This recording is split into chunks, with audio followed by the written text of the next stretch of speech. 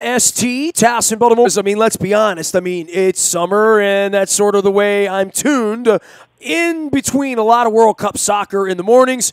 Now that hockey is gone, I still, I wanted to play another series, even though the Caps won the Cup.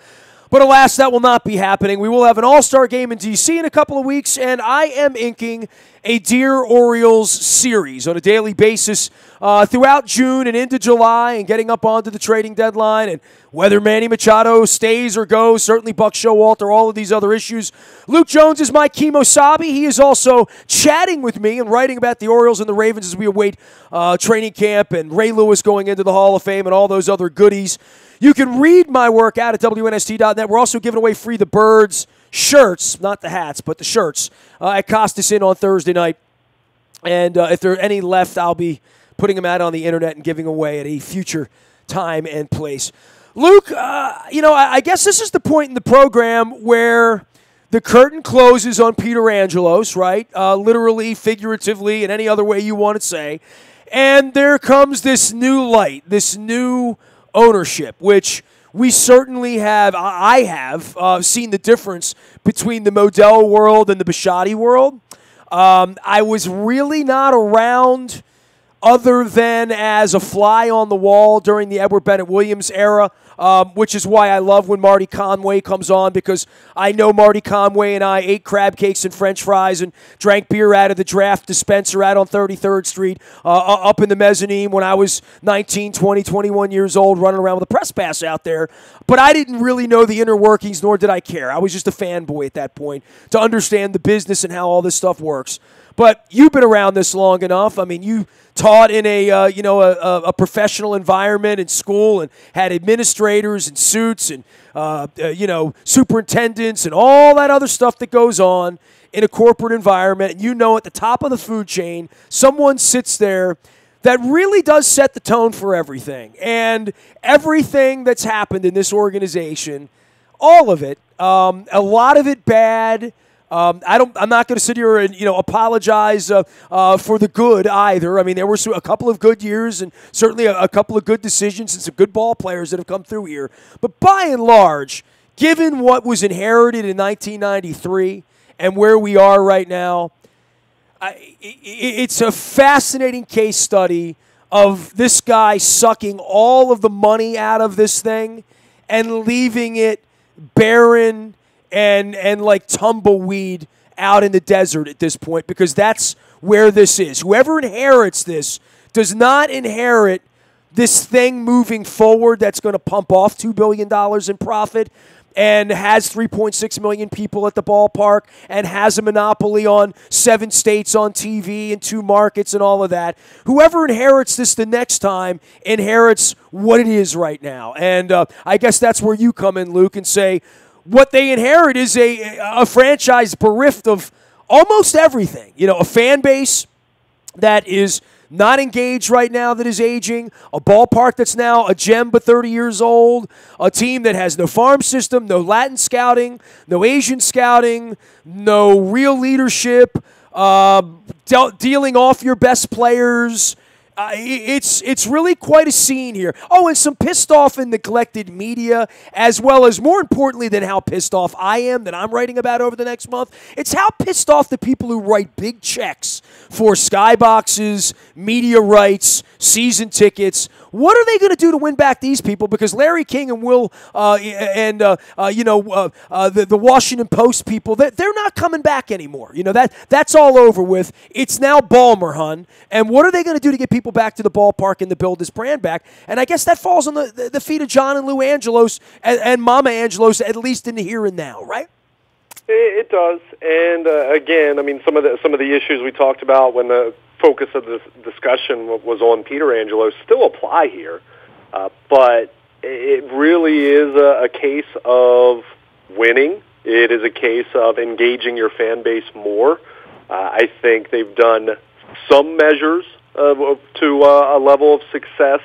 At least in theory, it hasn't necessarily come to practical success at this point. But I look at this last year with John Angelos with the initiative to bring kids in free. It's a great idea. It's an idea that they got praise for around baseball. Has it really been able to bear any fruits for them from an attendance standpoint this year? Well, it's really hard to say when you consider where attendance is down. Attendance is down across baseball, quite frankly. So, and if you put a baseball game on, it's not hard to figure out why. Luke, the product sucks. I mean, I'm not being mean. Like, I sit here and watch it. Dude, there's nothing in it for me, even when the Orioles are winning on a Wednesday night against the Nationals and, they're pitching well or whatever, to stay into the soap opera when I've got the Food Network and Guy Fieri around the corner and, Rachel Maddow crying over here and a lunatic running the country and, and a hockey team to celebrate and the beach to go to and a pool to sit at and a book to read and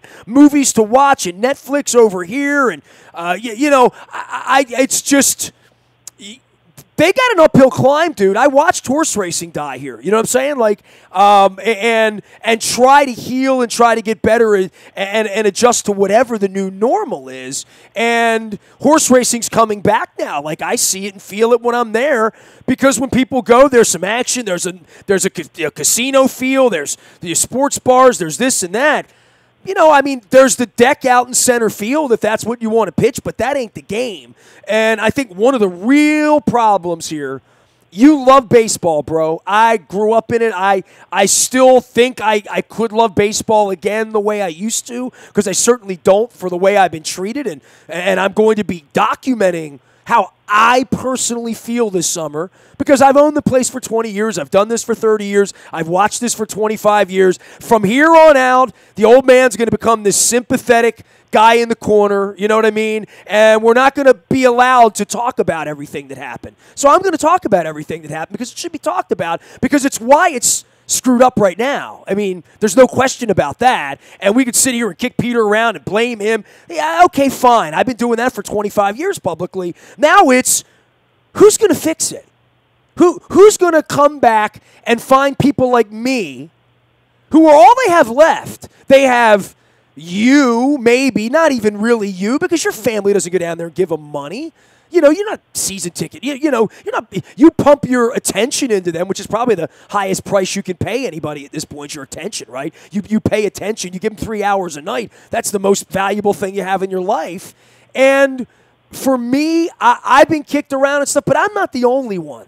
And my message to John and Lou Angelos would be, I'm not the only pissed off one. I'm just the loudest one. I'm just the guy that printed hats and T-shirts because I've had a business. And I live downtown, and I see businesses that are attached to my business and people that are attached to my business and people who love your baseball team but can't vomit out how they feel about how this has been handled as a public trust and a civic issue. It's been disgraceful. Top to bottom, by and large, other than a Delman Young double and, whatever Cal Ripken's autographs back in 95, blocking the Ravens from having a civic celebration after winning a Super Bowl, not acknowledging them, just down the line of the Frank Wrens and how Brooks Robinson was treated and just on it, and media manipulation, all this awfulness, that's fine. Now, the new owners, whomever they are, whether their last name is Angelos or Smith or Plank or Bisciotti or Leonsis or Stamis or whoever it would be, they need to get people like me back. Because I like them, I care, I would give them my money. I've lived downtown for 15 years, 2 blocks away, but they've treated me like garbage. And everyone knows that. It's been very public how they've treated me, but they've treated other people poorly as well. And the first thing they need to do is go back and make you feel good about putting a hat on if you don't feel good about putting a hat on. I mean, the people that have been kicked around for 25 years and still go and give them money, those people should walk on water. It kind of reminds me of the Capitals parade, dude. They had a bus for the 1974 season ticket holders in the parade. And the bus was full, and it turns out one of my neighbors was on the bus. I had no idea. He's got Caps, Stanley Cup stuff everywhere. And I'm like, huh? He's like, yeah, I'm a season ticket holder since 74. I was on the bus. And it's the first thing out of his mouth that he bragged about it because, my Aunt Pat Gates has been with the Oriole Advocate since 1958. You know what I mean? Like, I've been with the Orioles since 73. And make me proud of that. Make me proud of that. And And until you can do that, you're not getting my money. You might get my attention because I like baseball. I might have it on out of the corner of my eye and hear Mike Bordick and Jim Hunter telling me how Andrew Kashner is a model of consistency, and whatever else. But there needs to be healing. There needs to be an apology. And I've heard that from a lot of people. Like, they should have, whoever runs this place when this guy's gone should apologize and say, we want you back, we need you back, we want to love you, we want you to feel about us the way you feel about whatever, the Ravens, the Capitals, the Terps, Loyola, Lacrosse, Led Zeppelin, whatever your brand affinity is, we want to be a brand that you can respect and like and trust because we're trying to win. We're honest with you. You're a stakeholder. We have integrity. We have competency. We hire competent people and the best people. Here's the part in the show, Luke, where I call out the Leonsis family. How do you say to Barry Trotz, you're part of the reason, you're an integral part of the reason we won, but we don't need you anymore? It's a really incongruent thing, and I think for the Orioles to say we're really trying to win, but we're about to let our best ball player go out the door and get next to nothing for him because we couldn't negotiate with him, we didn't read the tea leaves right, we didn't strategize right. You don't have the right people running your place. And the right people running your place are not you and your brother and your mother or your father. That much is clear. That you need some geniuses around there that aren't named Angelos or Casares. But all that being said, I'm willing to give them a break if they're going to do this differently, right? But they're not really doing it differently, are they? I mean, Brady Anderson's sort of running around. They haven't made any deals. The team's 35 games under 500, and they haven't even gone after the pitching coach or the hitting coach. The manager's dangling. The center fielder's dangling while hitting 300. Dude, it's quite a show right now that's unfolding here. And I know one thing that's not happening. It's not building their brand. It's not bringing people back. Free this and free that. What would bring people back would be, hey, you can trust us again and we're going to put competent people in place. I don't think they have the ability to hire competent people because I don't think competent people will come and work with Brady Anderson right now. I just don't think that's going to happen because I think the industry's on to this is just as messed up as it's ever been. It may be worse because when Buck came in, he had Machado and Wieters and Marquez. The cupboard's way closer to bare than that. Well, first of all, they've hired some competent people because Buck Showalter is competent, Dan Duquette is competent. Now, has that run its course and it's time to change course? Yeah, and I've said that before. Again, I don't think the picture you're painting as far as recent history is completely. It's been that completely inept, or they wouldn't have won for 5 years. Well, all the winning has amounted to nothing for them in terms of building their business. I mean, their business is where it is right now. That would be my point with the Capitals. In 500,000 people all gather together, and you start to think you can walk on water, and you start to think, well, the coach isn't important, and maybe Backstrom won't be important, and maybe Ovechkin won't be important, and all of a sudden, there's 8,500 people in the rink again 4 years from now, and what you really did was had a nice party 5 years ago, right? I mean, and resting on those laurels, that would be a really easy thing to do if your fan base was still full and flush and whatever. I mean, Luke, I remember going down to Tampa after the Ravens won the Super Bowl down there, and you remember the Bucks won the next year with Chucky and all that. Mm-hmm. We played down there with an Elvis Gerback game, right? On a Friday or Saturday night, Christmas week. I think it was the same week that the Terps played in the Orange Bowl.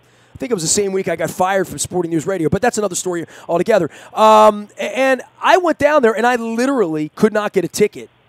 Like, I scalped tickets for like $125, which is an outrageous amount of money at that time for a regular season game because there literally were no tickets to get into the Buccaneers Stadium. And I go back down there, 3-4 years ago when Jen was battling cancer. I remember I had a pink thing on my head that day. And you remember that game. There's Flacco 5 touchdowns in the first 2 minutes or whatever. I swear to God, I swear to you there were less than 5,000 Buccaneers fans in that stadium.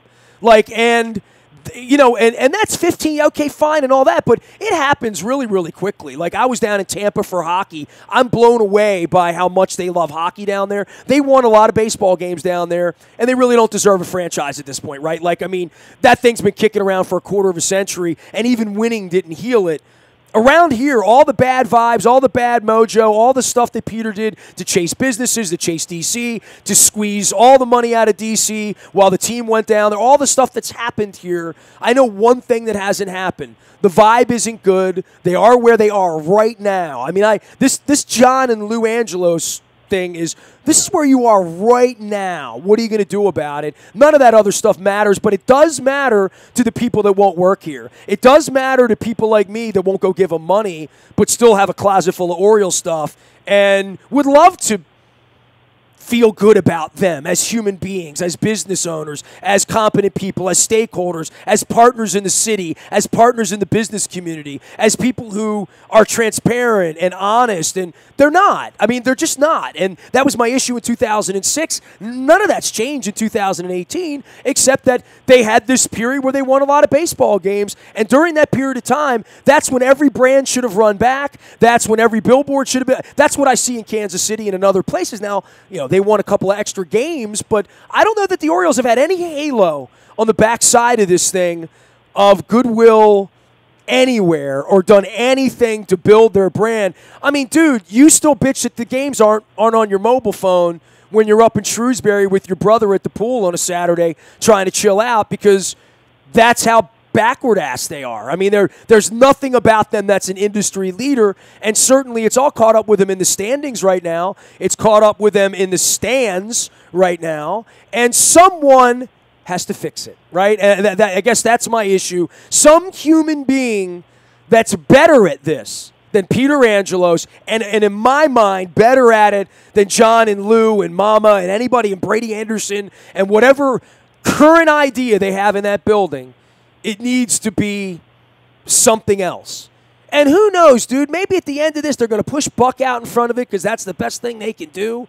That's probably the worst thing they can do, but it's the thing they're most likely to do, or push Rick Dempsey into the dugout, or Lord knows. I mean, I have no idea what these people are thinking, but my thinking is a lot's got to change for this to get better. Otherwise, I'm going to sit here, I'm going to hold my nose, I'm going to write about it, but I'm not going to ignore it like their flagship's doing up the dial, talking about Lamar Jackson and Joe Flacco, because they can't criticize it. Luke, it's garbage. It's a dumpster fire, and we don't sit here and scream about it all day and rant and rave, but this is the month to rant and rave, and this is the month to say who is going to fix it. Sure. I mean, I don't disagree with you that it needs to be fixed, but at the same time, you kind of hit on the point I'm going to make. I don't need someone to come in and apologize for what happened 15 years ago. I need someone to acknowledge that things need to be better and there needs to be more. Well, you're not the marketing person writing the $100,000 check either. You know what I mean?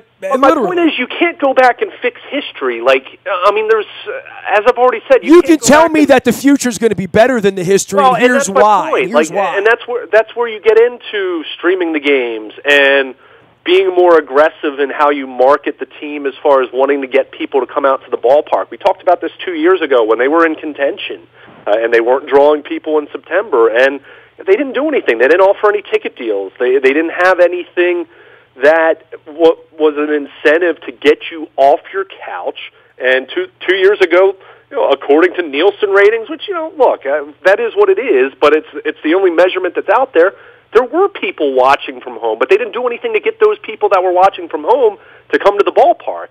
And they weren't aggressive enough in that regard. It's much more these are our prices, you should come watch it because it's good. And that's, even when you're winning, that's not good enough. And we've seen the Ravens have to respond to that kind of notion and things that they've tried to do this offseason. And we'll see how it works out for them. I know, they've had a good response for people to come out and watch training camp. But the point is, you have to be more proactive for the future and be more transparent, communicate more. I've talked about it over and over. The fact that they haven't made moves to this point in the season, I'm not that part of it. I'm not in an uproar about. My point is communicate. Well, I also don't need Andy McPhail in a Coogee sweater sitting there looking like he's a funeral director either. I need proactive, out in front, energetic,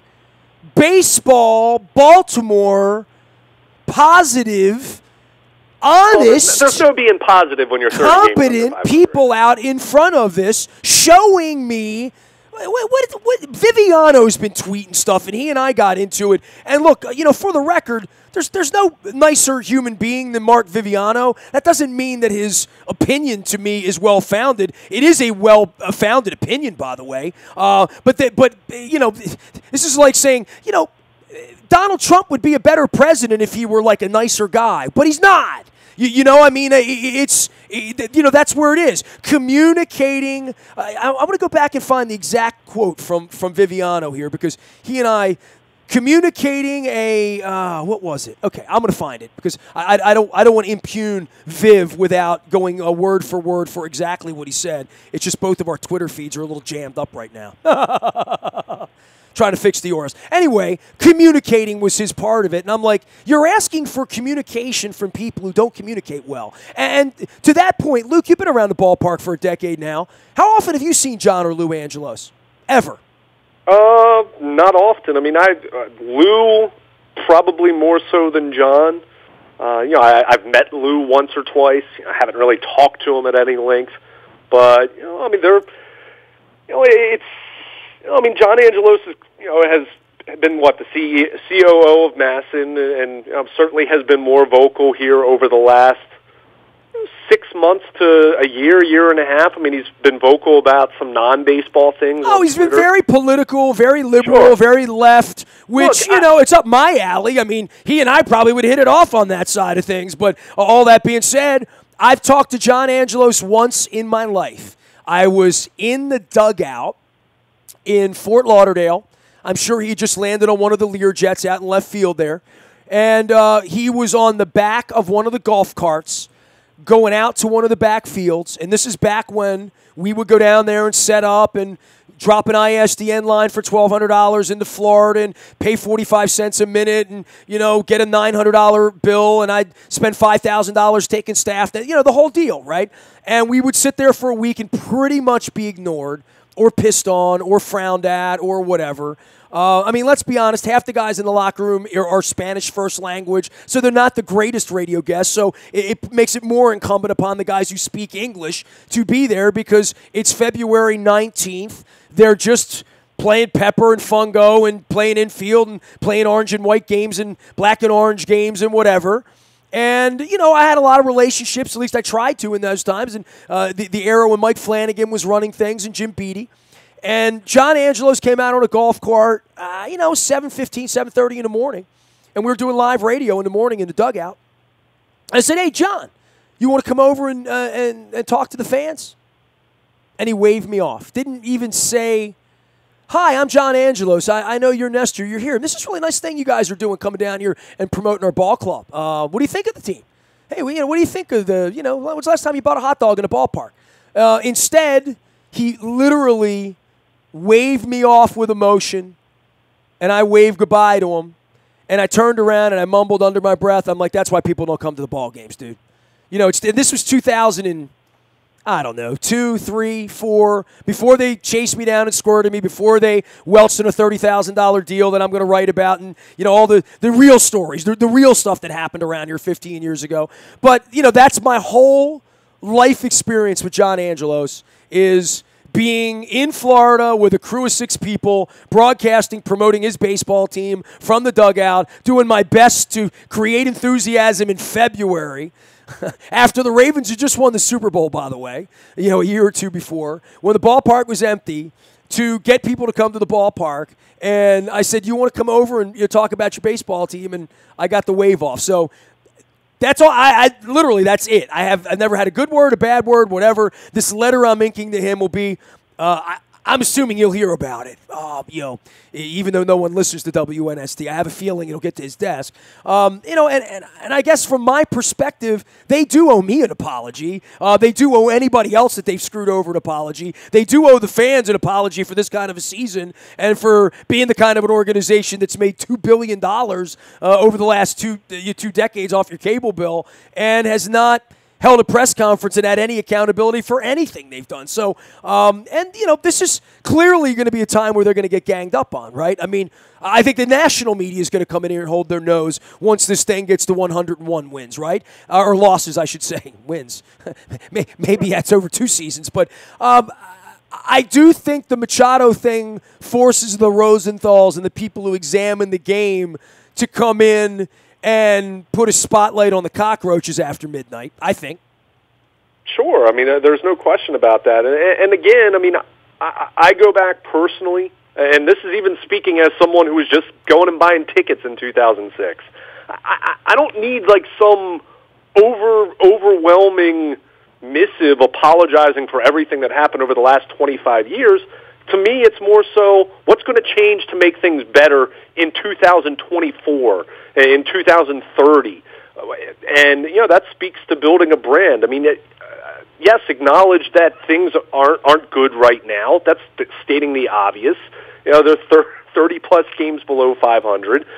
But I just, at some point in time, it becomes more for me about forward thinking and what are you doing to build your brand? What are you doing to win? What are you doing to win consistently? What are you doing on the international market that's become such a big part of what this game has become and isn't changing anytime soon in that regard? What are you doing about streaming your games in 2019, in 2020, in 2021, where so many more people are cutting cable? And you can talk all you want about, well, you have a model with Masson and cable fees and all that, but that's going to be changing, and you're either going to be left behind further or you're going to adapt and you're going to be allow people to have access for a fee. No one's expecting the games to be completely free. It's not 1982 anymore, but you need to make it where you're more accessible to people, especially people who aren't paying for satellite or cable anymore. What are you doing as far as providing more incentives to get people out to the ballpark? We've talked about the Kids Eat Free thing. We've talked about they have lowered concession prices this year. These are things that aren't going to spurn anyone to go out and buy a big plan to go when you're in last place and have the worst record in baseball. But there are things that, in the meantime, do give you a little bit of goodwill. You need to have more of those things. So I mean, this is a multi-layered thing. I mean, I don't disagree with you that there doesn't need to be a ton of improvement in a ton of areas. But again, how much should the Angelos boys pay penance for Peter Angelos firing Davey Johnson and firing John Miller and overruling Pat Gillick and driving out various people? I don't know. I don't think you need to apologize for that. I think you need to instill confidence and trust in the community. And by the way, I found the Viviano thing. Luke Jones is here. I want to plug a couple of our sponsors. Talk about Cole Roofing because they sponsor our Thursday morning community and charity series. Big appreciation for that. Bill joins me, and Bill and I have been discussing these issues as well. Royal Farms, real fresh, real fast. The Kona Blend coffee's out there. Justin Tucker cutting new commercials. Make sure you're getting the app. You need the Rofo Rewards card when you get your gas. It's going to get you some points. A lot of folks spend a lot of money at Rofo. They do appreciate that. Make sure you're using the card. You get the affinity points. You get your coffee and your Western fries and your chicken for free as well. Also, our friends at Michael's Cafe up at Timonium. I've been getting up there with my wife. We're going to try to get out there and do an event some point next month as well. They do a lot of great music out on the deck. It's an awesome place to be on a perfect night when the sun is setting. Michael's Cafe in Timonium. Go for the crab cake. Get the split level soup. That's fantastic as well. My wife and I sat at the bar. We actually got out there early last week. They have a brunch menu on the weekends. We got out there about lunchtime. I wound up getting some brunch, so that was a nice little Benedict thing going on. Luke Jones is joining us. The series is the Dear Orioles series. You can read all the work under Dear Orioles in the hashtag. This one will be segmented Dear Lou and John Angelos. I don't know. I'm sure they'll pretend I didn't write it and pretend everything in it doesn't exist and all that. Viviano says this. They need to sound long-range decisions that are well communicated. Sound long-range decisions that are well communicated. And I'm thinking to myself, no, dude, they need a human being who has the ability, the intellect, the vision, the strategy, all of that in order to have sound, long-range decisions that are well communicated. And I would say McPhail was the best they ever had at that, because part of him sitting there with the sweater vest on was his own pride, I would think. And I don't know if Peter put him up to it or I don't know. I mean, Andy McPhail was another guy that nothing was well communicated with Andy McPhail. Everything was guarded and wrapped and secretive, pretty much like his collusion plan was back in the 80s and back in the day as well. And it's still sort of the same thing in Philadelphia. No one's heard a peep out of McPhail, but there's no doubt in my mind that he had sound, long-range decisions, right? Like, that's what the Delman Young double was all about to me. Sound, long-range decisions. Whether they were well communicated, they were better communicated then. But there's still always been a lot of BS and a lot of lies and a lot of, funhouse mirrors in anything regarding Angelos. And I peeled that back when I saw both sides and the quotes on both sides over 25 years. Peter's sort of a lifer liar, that was part of being a lawyer, I think. But the sound long-range decisions, who makes those decisions? Chris Davis for $161 million. Dude, that speaks for itself, right? I mean, literally. Well, Adam Jones worked out really well. But that was McPhail's, thing. You know what I mean? No, Dan Duquette signed that. Dan Duquette was the GM when they signed. Well, Adam McPhail would have signed it too if he were here. But okay, but I'm just saying. I mean, again. I wonder how McPhail feels about all that, right? He came in here, did all this, and the old man wrote him a nice check, and he walks out the back door, and all they did was win. I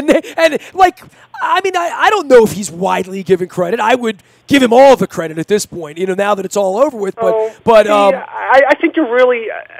There's nothing for Buck to inherit if these players aren't here, Luke. Really. You're completely revising history, though, and you're giving Dan Duquette and Buck Showalter no credit just because of what they are in 2018, and I vehemently disagree with that. I give Andy McPhail a ton of credit. I think if you look at the first few years under Dan Duquette, really, and Toronto kind of being the pivot point, and by all accounts seemed to be when he lost influence and didn't have. And I don't think he ever had full autonomy, because I don't think anyone has full autonomy in this organization, but certainly had more power. We're sitting here discussing the most effed up thing I've ever heard, which is a guy who wants to leave an organization who is forced to sit and be a puppet for 3 years. But my point is, you're not incredible. But my point is, you're not giving Buck Showalter and Dan Duquette any credit. No. Then that's not fair. I would give them the credit for coming in to a bed that was already half made, or they inherited a far better situation than any of the other predecessors, because Andy McPhail made sound, long-range decisions. I'm going to keep using Viviano's thing. I want to do that. So if you see Mark, tell him thank you for that. They do need sound, long-range decisions. I mean, what we're doing here, if we're just saying nothing's going to change, then I feel like what are we doing then? We could just replay the same segment over and over. If they are going to make changes, and if the Angelos boys or whoever's owning the team is going to make this better, they are going to need to make sound, long-range decisions. I mean, that's true. I don't see I don't see what's wrong about that. But someone has to do that, and I have no confidence.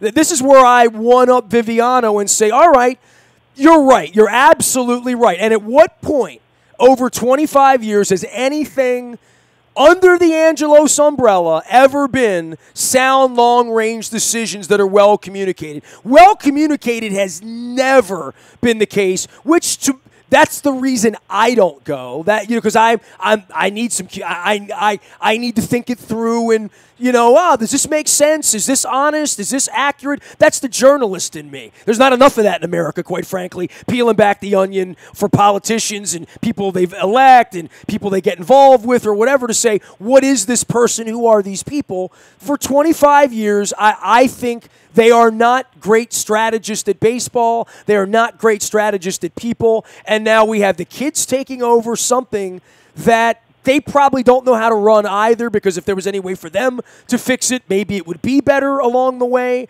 But they need a human being that's better at this than then they haven't met him yet, I don't think. They need another Andy MacPhail who would more than likely be someone who would not want to be associated with them because they're the assistant general manager in Houston or Toronto or wherever it is, and people like Dan Duquette say, you don't want to go there and work, which is the thing that Frank Wren said and Sam Perlazzo. It's the same thing that Leo Mazzoni said. There's a lot of people over 25 years that say that's not a good spot. So they're in a really tough circumstance here right now because they have to go out and hire someone who can make sound long-range decisions that are well communicated. I have a hard time believing that anything will ever be well communicated by John or Lou Angelos. I just do. But remains to be seen. Time will tell. But the sound long-range decision, that's a human being that's not Brady Anderson, and it's not Buck Showalter running the place. It's someone they haven't met yet. And if Ned Colletti's the first guy out of the boat at 64 years of age and out of baseball, then, man, they're already – just hire Rick Dempsey and get it over with to manage the place and let Buck run it, Literally.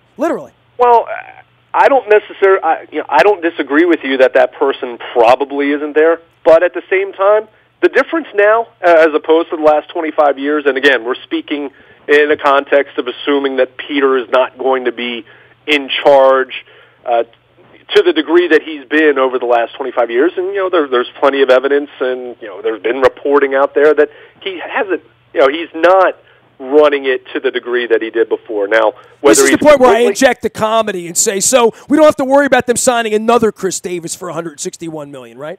Right. Well, but I'll also go back to it.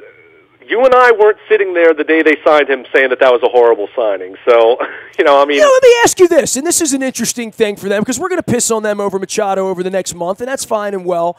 Was there ever any point where if you owned the team, you would have been comfortable saying to Manny, here's $150 million, here's $200 million, here's, whatever that dangler would have been. Let's say he was really happy at the happy point, and I can't rewrite history. Both the knees went bad. And I think that did play an influence, and certainly for the old man it did. And Chris Davis being up and sitting here right now, and he's pretty, and we can put him up on the billboard, and we like him and whatnot. But I don't know that the Machado that I could ever be down on them for not signing him. First off, I don't think he's a great kid. Secondly, I don't think he sells tickets because he doesn't. I mean, that much is obvious, right? I haven't liked... No players sell tickets. Oh, okay, fair enough. We need the days of Cal Ripken filling a ballpark are over. I don't think...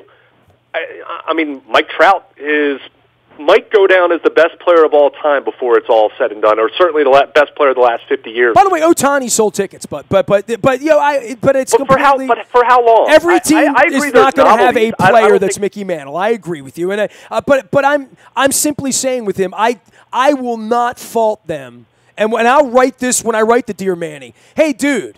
And the Dear Manny letter's coming next week, by the way, when you're down at the beach having fun and eating your crazy pizza in Wildwood.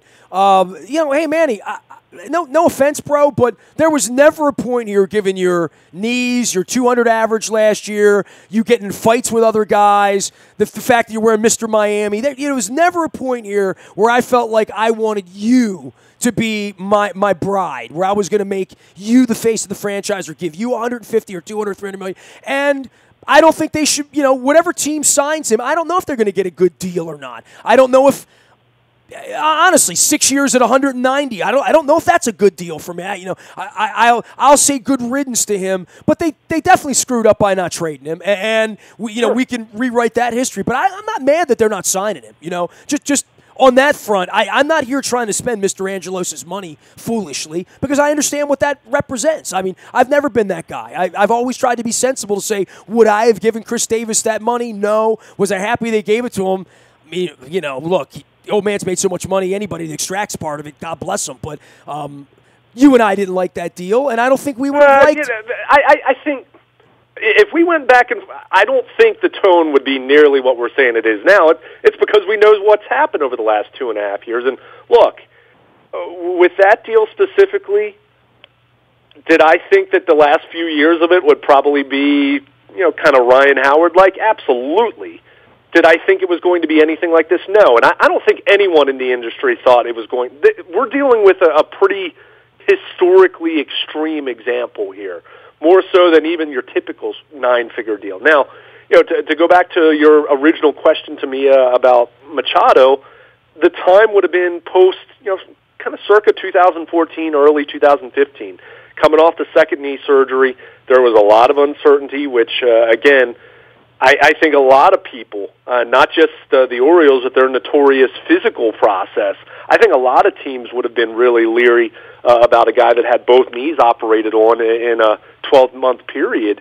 But if you're looking at it from a timing standpoint to take advantage of that financially, quite frankly, and to attempt to buy out his first maybe 2 years of free agency, and maybe you get a deal done with him through 2020, that probably would have been the time to do it. I think once he had that 2015 season, I think it was about all over at that point.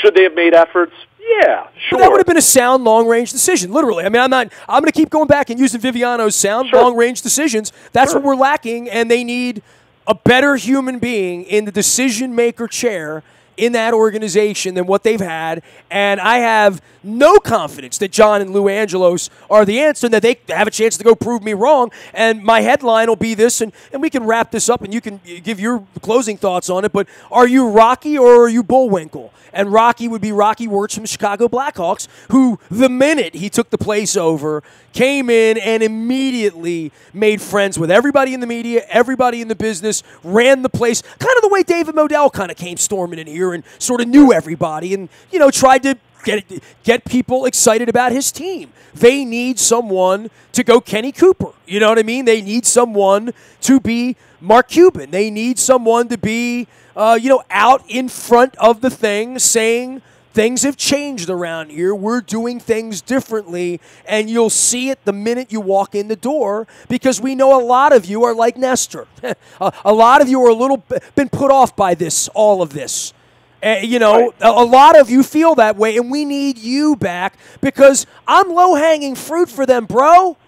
Bro, I built a business for them to promote them. I do a better job of promoting them than their flagship does because I tell the truth, which is in the end, from the biblical, it will set you free, right? I mean, the truth. So the truth is they're 20-50. The truth is their brand sucks. The truth is they have not had sound long-range decisions that are well communicated. They've never even aspired to that, to be really honest with you. Over the last 15 years, they've aspired to make a lot of money and screw over a lot of people in a lot of ways that have been offensive to a lot of people.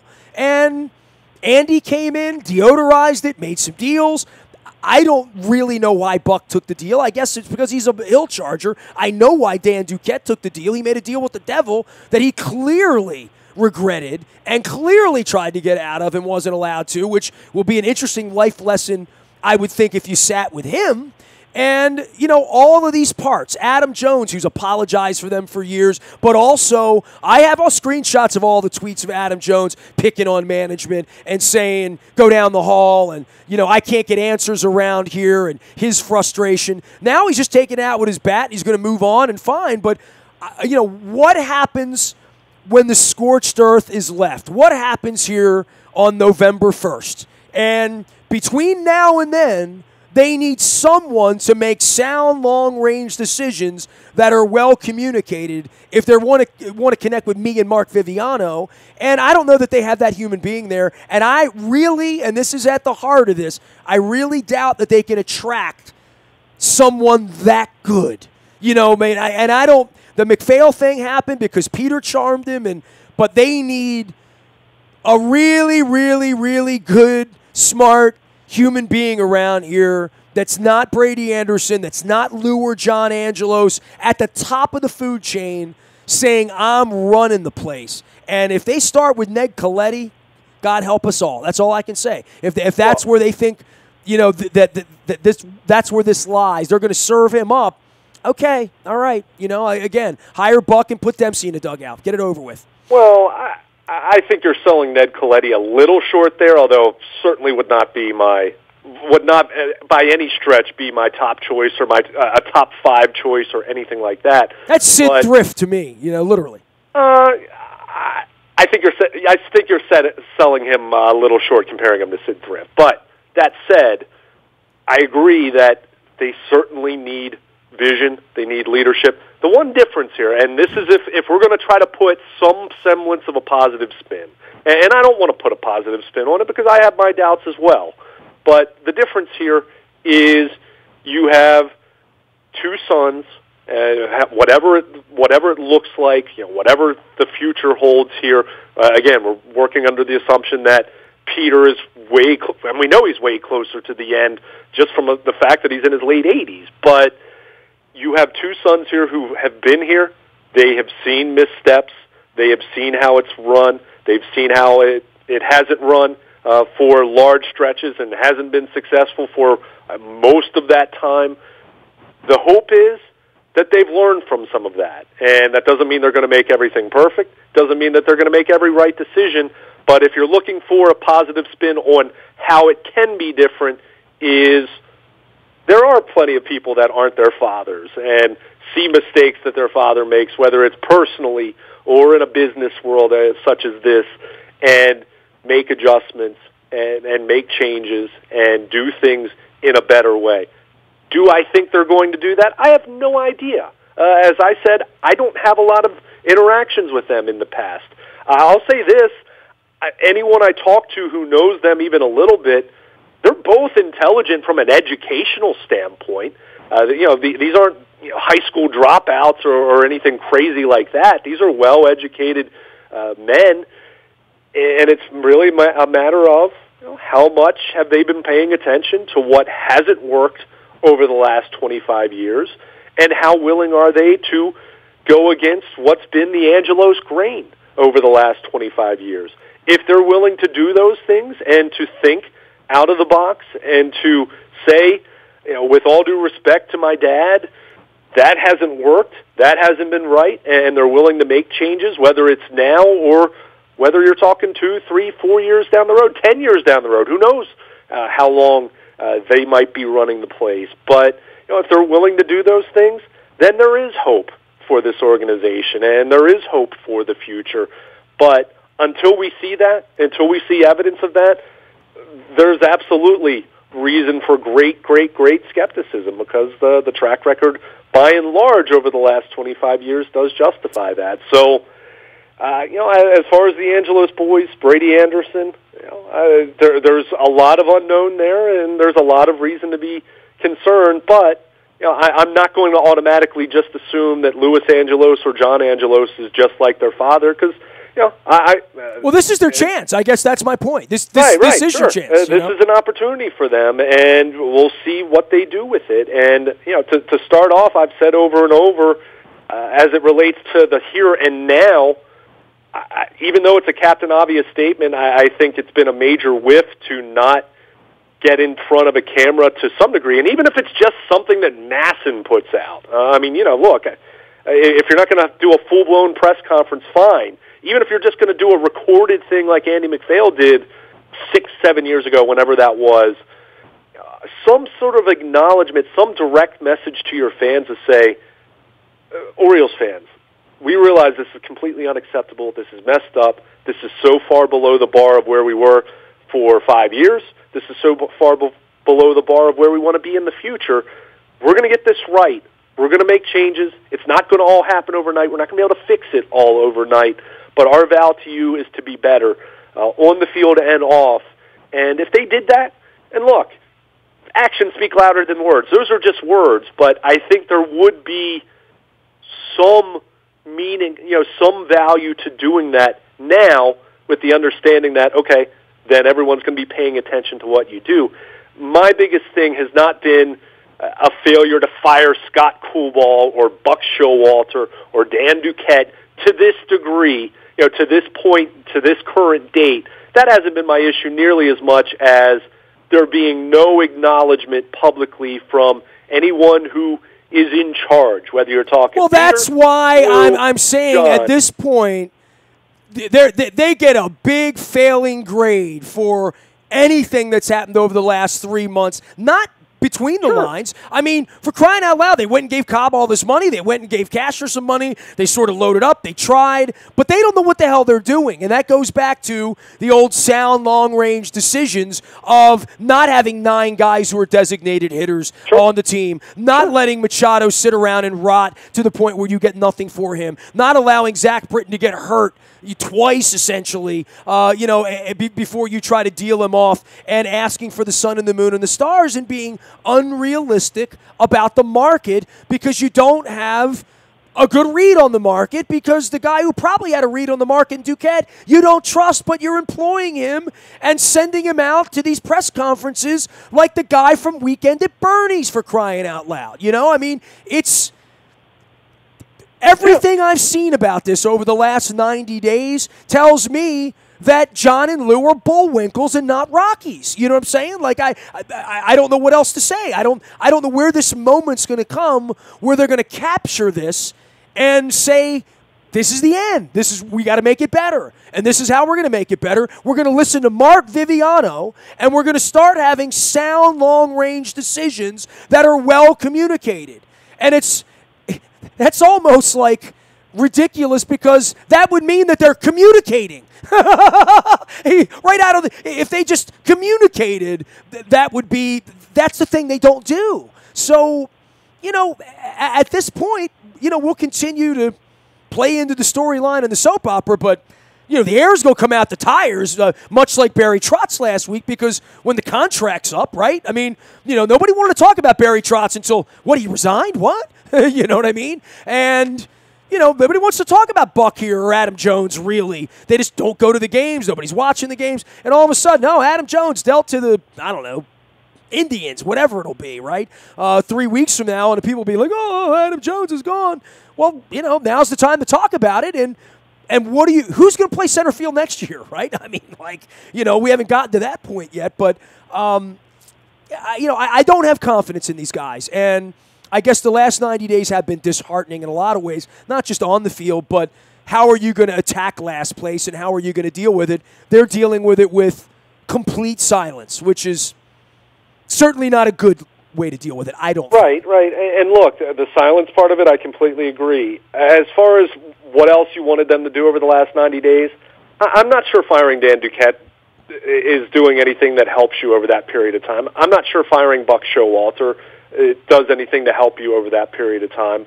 I don't know if it's a case of you bite the bullet with understanding that you're going to be making changes after the season, because they're not under contract, so you're going to have to do something, whether it's hypothetically keeping them or hiring out other people. And I think it's certainly, I expect it to be the latter. But that said, in the case of Dan Duquette, and look, we know that there's no chain of command, that it's very much hit or miss.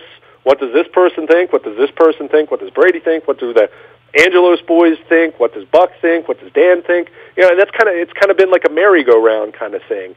But that said, Dan Duquette did have discussions. Brady Anderson did have discussions, in the off season.